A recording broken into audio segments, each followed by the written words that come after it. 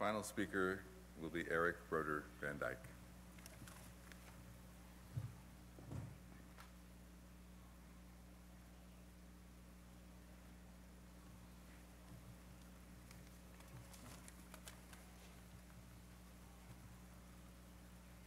Aloha.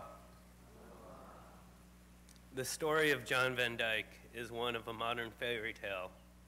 Born during the heart of the world's greatest war, he would live a life devoted to peace and understanding.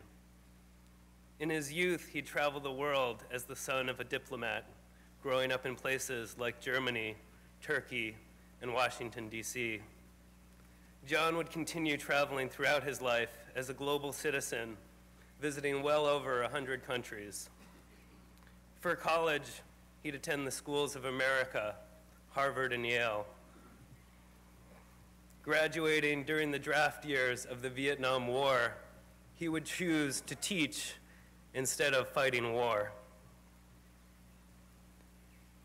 His teaching of the art of law would bring him to the land of peace and love, San Francisco, where he would start his own love story in the elevator of the Hastings Law School when his eyes fell upon a beautiful lady by the name of Sherry Broder.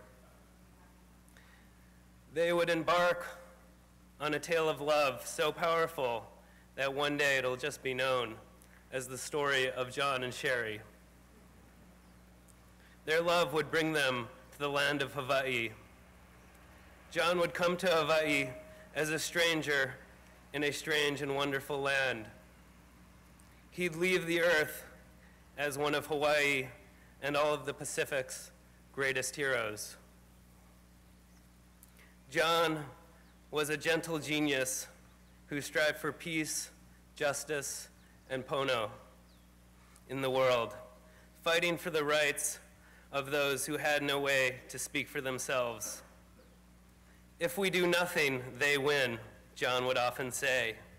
He'd add to that a work ethic that was once described by a fellow high school student in Turkey as, "You want to know about John? If you're going to do something in life, you might as well do it excellently."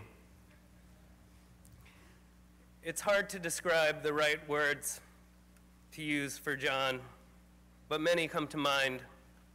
Honest, patient, humorous, intelligent, engaging, teacher, coach, loving husband and father. His mind was much like his office, filled to the roof with knowledge and wisdom, but his heart called him to use all his gifts in the service of others. As his youngest son, I had the pleasure of being his student for 30 years.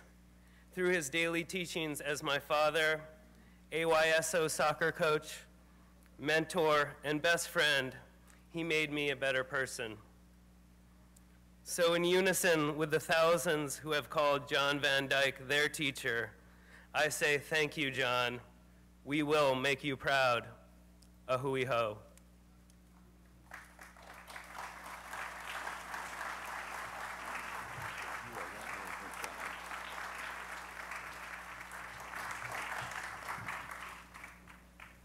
What eloquence.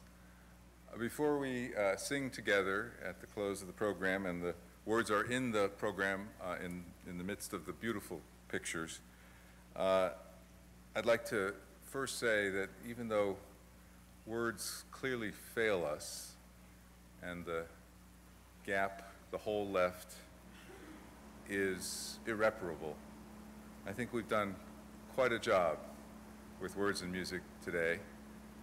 It's been smooth and it's been powerful, and that reminds me of what Bob LeClaire wrote. He was there when John and Sherry got to Hawaii, and he described riding around in the big convertible, John in the Panama hat, and the V8 engine that was so smooth and powerful that the power never had to be used. That too, I think, captures John's heart and John's mind and the soul that we have been discussing today. So all these facets of a complex person describe consistently the person whom we knew and loved.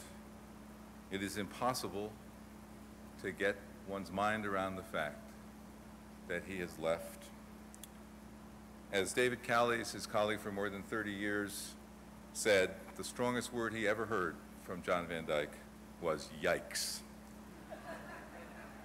So yikes, thank you all so much for being here. There really are so many people to thank that they are way beyond too numerous to mention.